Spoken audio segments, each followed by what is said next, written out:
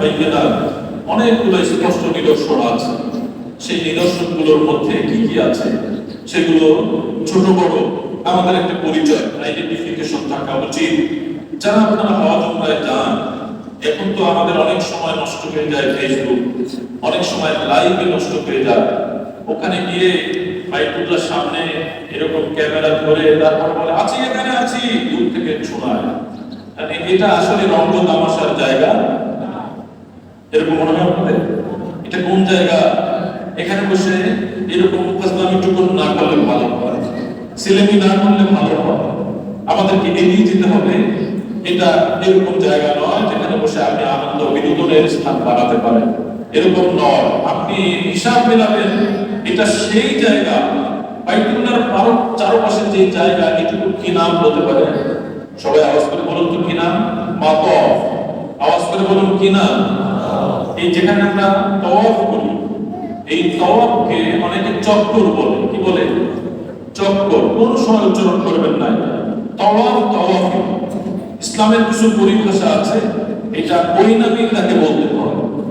ওটা আঞ্চলিক ভাষা, অনেক সময় মানুষ বলে, কিন্তু আমরা বলবো না। এটাকে কি বলবো? সবাই আওয়াজ করে বলুন কি বলবো? তাওয়াফ। আর যেখানে তাওয়াফ করা হয় এই জায়গাটাকে মাতাফ বলা হয়। এগুলো স্পষ্ট নিদর্শন। প্রিয় ভাইয়েরা, এই মাতাফের একটা জায়গায় আছে মাকাম ইব্রাহিম।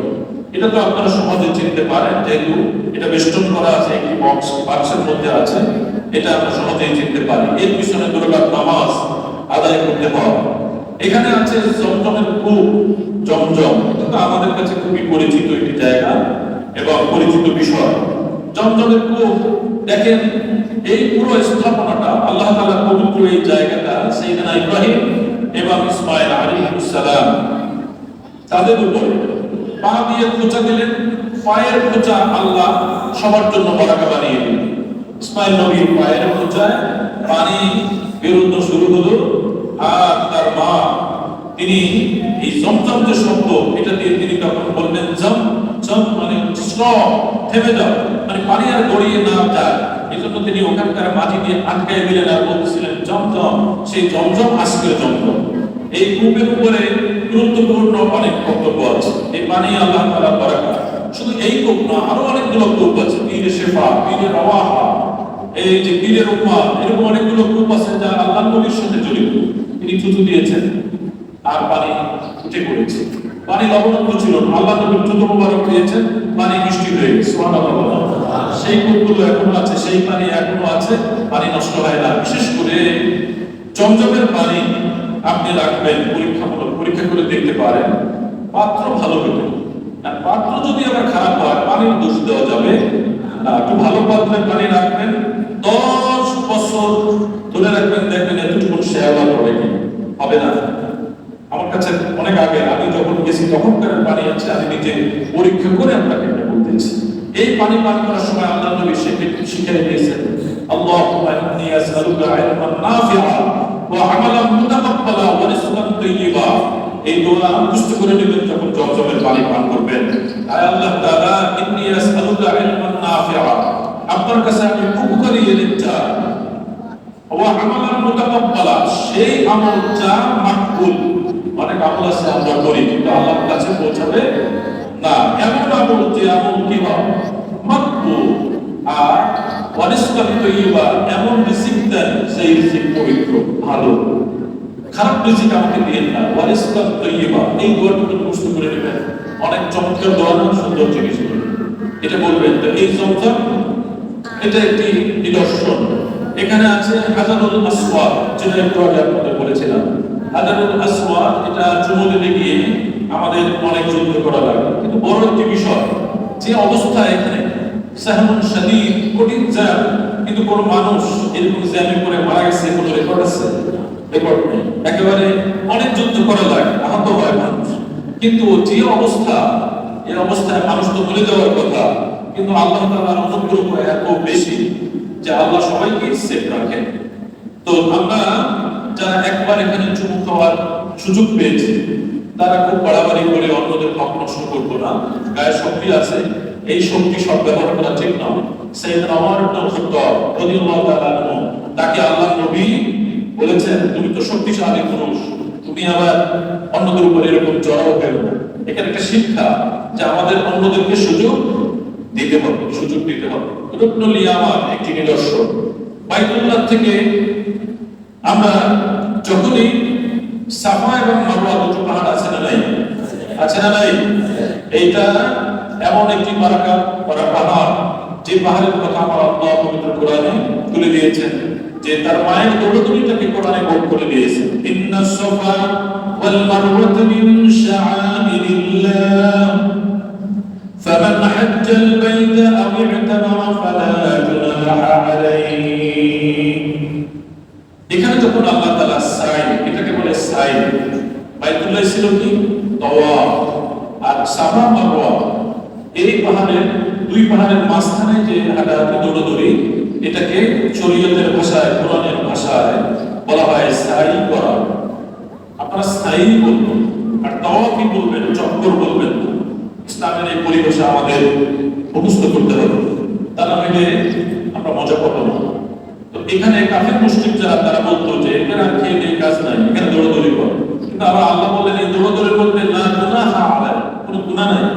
গুনাহ যখন নাই তখন সওয়াব আছে না নাই, ওয়াজিব, এটা আমাদের করতে হবে। এখন এই সাফা এবং মারওয়া দুটো পাহাড়, এটা বাইতুল্লাহ পূর্ব দিকে, বাইতুল্লাহ পূর্ব দিকে।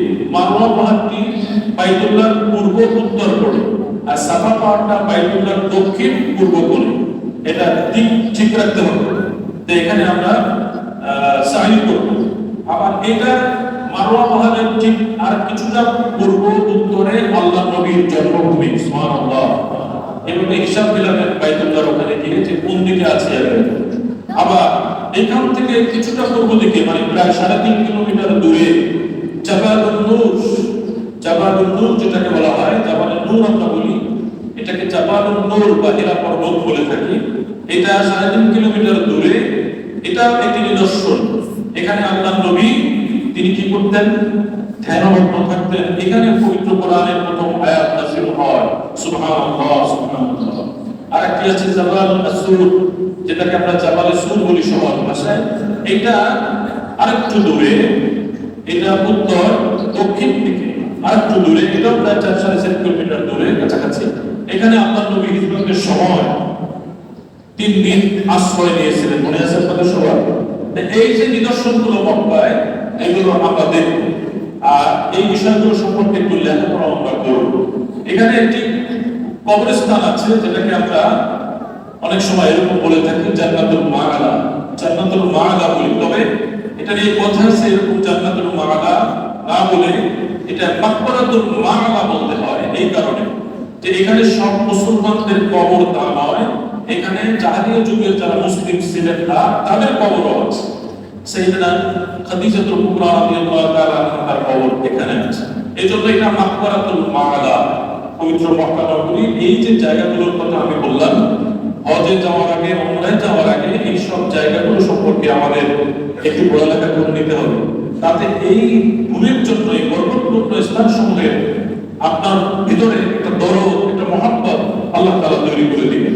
কারণ এগুলোর সাথে আল্লাহ নবীর সরাসরি সম্পর্ক। তিনি এখানে জন্ম নিয়েছেন, এখানে বেড়ে উঠেছেন। আমার ইমানের বিশাল একটা অংশ এটা জুড়ে রয়েছে। এই নগরীতে, এই পাহাড়ে পবিত্র কোরআন নাযিল হয়েছে।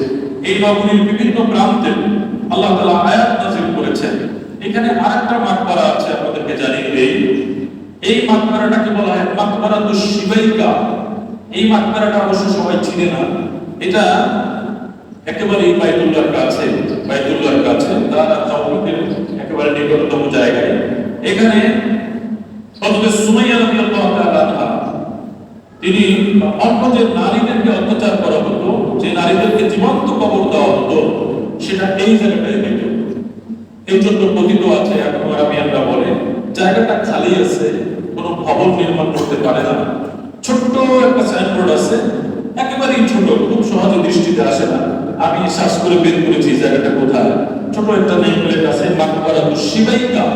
ওটা খালি আছে এখন। সাধারণত আয়েশা মসজিদে যাওয়ার সময় যে গাড়িগুলো ছাড়ে, এই জায়গাটা এটা আছে। আপনারা গেলে কিছু বের করবেন, কারণ এগুলোর মধ্যে আপনার একটা ফিলিংস, একটা অনুভূতি তৈরি হয়, যে অনুভূতিগুলো আমাদের ঈমানের সাথে সম্পৃক্ত। প্রিয় ভাইরা, আমরা এতক্ষণ মক্কা নিয়ে কথা বলেছি, যে মক্কা মুকাররমায় আমরা হজে গেলে যে আরেকটা পরিভাষা রয়ে গেছে, সেটি হচ্ছে ইহরাম। ইহরাম বাঁধা, হজে গেলে ইহরাম বাঁধা। ইহরাম সম্পর্কে আপনাদের ধারণা নিশ্চয়ই থাকার কথা। একটি সাদা কাপড় দুটো যে আমরা পরিধান করে থাকি ইহরামে যাওয়ার সময়, এটা কিন্তু কোনো তামাশা নয়। আল্লাহ তাআলা এই রূপে পছন্দ করেন তার বান্দারা এরকম স্বর্ণছাড়া অবস্থায়, সম্পদবিহীন অবস্থায়, কোটি কোটি টাকার মালিক, কোটি কোটি টাকার মালিক, কোটি কোটি ডলারের মালিক কাজ হবে না। যখন সে হজে যাবে তখন ইহরামের কাপড় পরিধান করতে হবে। আমাদের অনেক হাজী সাহেবদের আমরা দেখি যে এয়ারপোর্টে গিয়ে বাড়ির সামরার স্যান্ডেল পরে আসছে। আবার অনেক হাজী সাহেবকে দেখা যায় ইহরাম পরা অবস্থায় টুপি একটা ঠাইসে দিয়ে করতেছে কাজ। আল্লাহ এভাবে চান না, আল্লাহ নবী এভাবে করেন নাই। অনেকে আবার মাথা মুন্ডন করতে গিয়ে বলেন না নিজের কেমন কি দেখা যায়।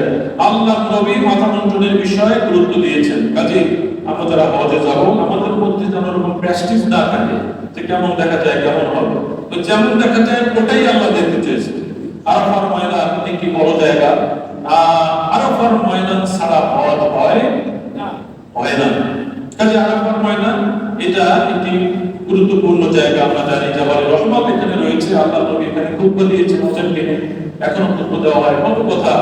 সুতরাং এই আরাফার ময়দান ফজিলতের কোনো শেষ নেই। আমরা ইয়াউমে আরাফা যেদিন হয় সেদিন আলোচনা থাকলে সেদিন বলা হয়।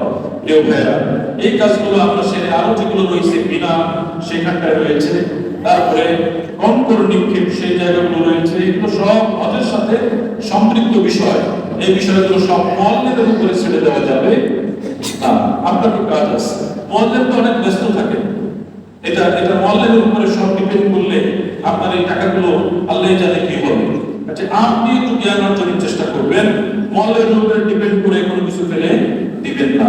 আমাদের হাতে যতটুকু সময় আছে আমরা আরেকটু কথা বলে সামনে যাই, সেটি হচ্ছে মদিনা। মদিনায় যাওয়ার প্রয়োজন আছে না নাই?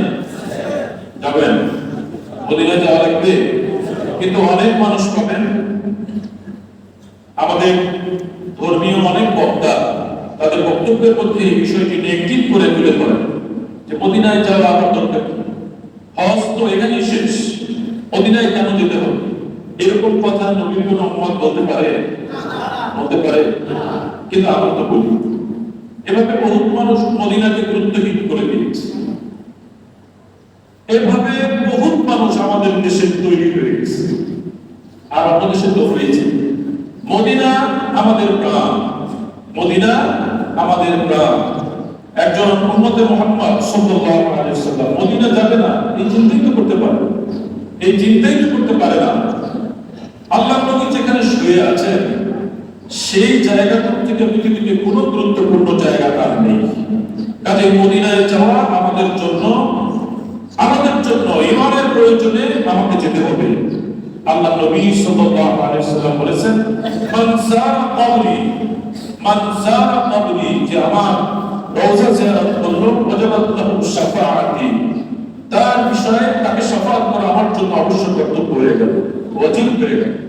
আপনি সেই কবর, সেই রওজা আপনি জিয়ারত করতে যাবেন না। এই রওজা বলা নিয়ে কত মানুষের নেগেটিভ কথা আছে। আমরা নেগেটিভ কথা না, আমরা মসজিদে গাউসুল আজমের মুসল্লি যারা, তারা এসব নেগেটিভ চিন্তা করি না। করেন? অবশ্যই না। আমরা মদিনায় যাব, আল্লাহ নবীর রওজা জিয়ারত করব ইনশাআল্লাহ। মসজিদে নববীতে নামাজ আদায় করব। একটি গুরুত্বপূর্ণ জায়গা আছে আল্লাহ নবীর রওজার পাশে। নবীজি বলছেন, মা বাইনা মিম্বারি ওয়া বাইতি রাওযাতুম মিন রিয়াদিল জান্নাহ, আমার মিম্বার এবং আমার হুজরা, মানে আমার ঘর, এর মাঝখানের জায়গাটুকু রিয়াজুল জান্নাহ, জান্নাতের একটি অংশ। সুবহানাল্লাহ। পৃথিবীতে জান্নাতের একটি অংশ আল্লাহ নবীর ঘোষণায় রয়েছে। সেখানে দুরকাত নামাজ, একটু মুনাজাত আদায় করার মতো আগ্রহ ইমানদারের আছে না নাই? আছে না নাই? এখন আমরা অনেক মানুষ সিরিয়াল দিয়ে ডিজিটাল অ্যাপসে রেজিস্ট্রেশন করে তারপরে যেতে হয়, কষ্ট হয়। তারপর ওই কষ্টটুকু আমরা করবো ইনশাআল্লাহ। আমাদের মসজিদে নববী ওখানে একটা মাকবারা রয়েছে, জান্নাতুল বাকি। আওয়াজ করে বলুন এটা কি? জান্নাতুল বাকি। এখানে আমরা এটা জিয়ারত করি, আপনারা করবেন, গেলে করে করবেন। এখানে আসহাবে কেরামদের বিশাল মাকবারায় সাহাবায়ে কেরাম ঘুমিয়ে আছেন এখানে। কাজে আপনি জীবন্ত একটা কল্পনা করতে পারেন যে সাহাবীরা সবাই আছে, বিশাল ব্যাপার। কাজে কোনো সময় এত ছোট মনে করবেন না। সবার ইবাদত গুলো যেন এই সেলফি তুলতে গিয়ে নষ্ট না হয়, খেয়াল করবেন। আল্লাহ রাসূলের রওজার কাছে গিয়ে, রওজার কাছে গিয়ে মানুষের খুব সেলফি তুলে কি সাহস হয়! এটা চূড়ান্ত বেয়াদবি। বাইতুল্লাহ ইমাম আব্দুর রহমান আস-সুদাইস তিনি বলেছেন, তার একটা আরবি তর্কটা আমি শুনেছি, তিনি বলেছেন আপনারা রওজার কাছে গিয়ে এই ফ্লাশ, মোবাইলের ফ্লাশ গুলো এরকম মারবেন না, এটা বেয়াদবি। তিনি তার একটা খুতবার মধ্যে এটা বলেছেন। আপনারা যারা বাইতুল্লাহ এবং রওজায় যান, এই রওজার পাশে গিয়ে মোবাইল একেবারে ভিতরে ঢুকে দেন, এই জায়গায় ছবি তোলা লাগবে না, প্রয়োজন নেই। নবী যদি বেজার হয়ে যান তাহলে আপনার আমার দুনিয়া আপনার সব ধ্বংস হয়ে যাবে। এরকম বেয়াদবি আমরা করবো না, রাজি আছি সবাই? ইনশাআল্লাহ, ইনশাআল্লাহ। মদিনায় আল্লাহ নবীর অসংখ্য স্মৃতিধন্য জায়গা আছে, সেই জায়গাগুলোতে আমরা যাব, দেখব, এবং আল্লাহ নবীর মহব্বত যেগুলো আমরা স্পর্শ নেব। এটা বদরের প্রান্ত, বহুদের প্রান্ত, এই জায়গাগুলোতে আমরা যাব, এগুলোর উপরে আমরা লেখাপড়া করব। তাহলে দেখবেন আল্লাহ নবীর জন্য একটা ভালোবাসা আপনার ভিতরে জমা হয়ে যাচ্ছে। এগুলো আমি প্রথমে বলেছিলাম যে মানুষ কামেল হওয়ার জন্য তিনটা জিনিস লাগবে। 3 নম্বরে ছিল হাজী হওয়া। এটা হাজী হওয়ার কারণ হচ্ছে এই যে হজ করতে গেলেই আল্লাহ নবীর এই স্মৃতিধন্য সব জায়গাগুলো আমাদের নজরে আসে, ঠিক কি ঠিক না? আবার বাইতুল্লাহ যেটা বলেছিলাম, শুধু আমাদের নবী না, বাইতুল্লাহ দুজন নবী ছাড়া পৃথিবীর तमाम নবী রাসূল বাইতুল্লাহ এসে হজ করেছেন। সুবহানাল্লাহ। দুজন নবী আসেন না, বাকিরা সবাই এখানে প্রায় 100 উপরে নবীদের কবর আছে। এবং একটা ঘটনা আছে, সাইয়েদনা ইসমাঈল আলাইহিস সালামের মাকবারাটাও এখানে আছে। কাজে এই যে জায়গাগুলোতে গেলে পরে আপনার একটা জীবন্ত অনুভূতি জাগ্রত হবে। তো আমরা হজে যাওয়ার নিয়ত করব কি করব না? করব। আল্লাহর কাছে বলা লাগবে। ইব্রাহিম আলাইহিস সালাম যখন নির্মাণ করলেন বাইতুল্লাহ, তখন তাকে তিনি আল্লাহ তাআলা বলেছিলেন, এবার হজের জন্য আযান দাও, আযান দাও। বললেন হজের আবার আযান? হজের আযান তিনি দিয়েছিলেন। এবং আব্দুল্লাহ ইবনে আব্বাস রাদিয়াল্লাহু তাআলা আনহু বলেছেন, এই আযান যারা শুনেছে এবং তালবিয়া বলেছেন, লাব্বাইক বলেছিলেন, সেই মানুষগুলো আল্লাহ তাআলা হাজী হিসেবে কবুল করে রেখেছেন, তারা হজে যাবে। কাজে টাকা পয়সা থাকলেই আমরা হজে যেতে পারবো না। আল্লাহ তাআলার অনুগ্রহ এবং মাকবুলিয়ত যদি না থাকে, আল্লাহর কাছে আমরা সকলে পরিহার করব, প্রার্থনা করব আল্লাহ যেন আমাদের জীবনে সকলে এই হজে যাওয়া এবং কবুল হয়ে যায় তৌফিক দান করে, বলুন আমিন। শুধু ওমরার জন্য নয়, এটা একটা কালেকশন করে আমরা আলোচনা শেষ করছি। অনেক মানুষ এখন হজের বিকল্প ওমরা পাবে কিনা? কোনোদিন না। কোটি কোটি ওমরা সমান সমান একটি হজ, এটা কোনোদিনই হবে না।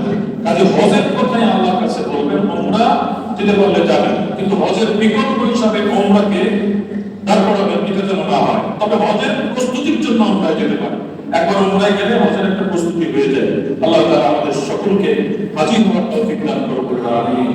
আল্লাহুম্মা আমিন। আল্লাহুম্মা আমিন। ربنا آتنا في الدنيا حسنة وفي الآخرة حسنة وقنا عذاب النار। আয় আল্লাহ তাআলা, আপনি আমাদেরকে কবুল ও মঞ্জুর করেন, আমাদের জীবনের গুনাহকে মাফ করে দেন। আমিন। রব্বুল আলামিন, মেহেরবান খোদা, আপনি আমাদেরকে আপনার ঘর তাওয়াফ করার তৌফিক দান করেন, আপনার হাবিবের রওজা জিয়ারতের তৌফিক দান করেন। রব্বুল আলামিন, আমাদেরকে হাজী হয়ে কবরে যাওয়ার তৌফিক দান করেন। যারা হজে গিয়েছেন, যাচ্ছেন, আল্লাহ সকলের হজকে হজে মাবরুর কবুল ও মঞ্জুর করেন। وَأَتُبْ عَلَيْنَا يَا مَوْلَانَا إِنَّكَ أَنْتَ التَّوَّابُ الرَّحِيمُ برحمتك يا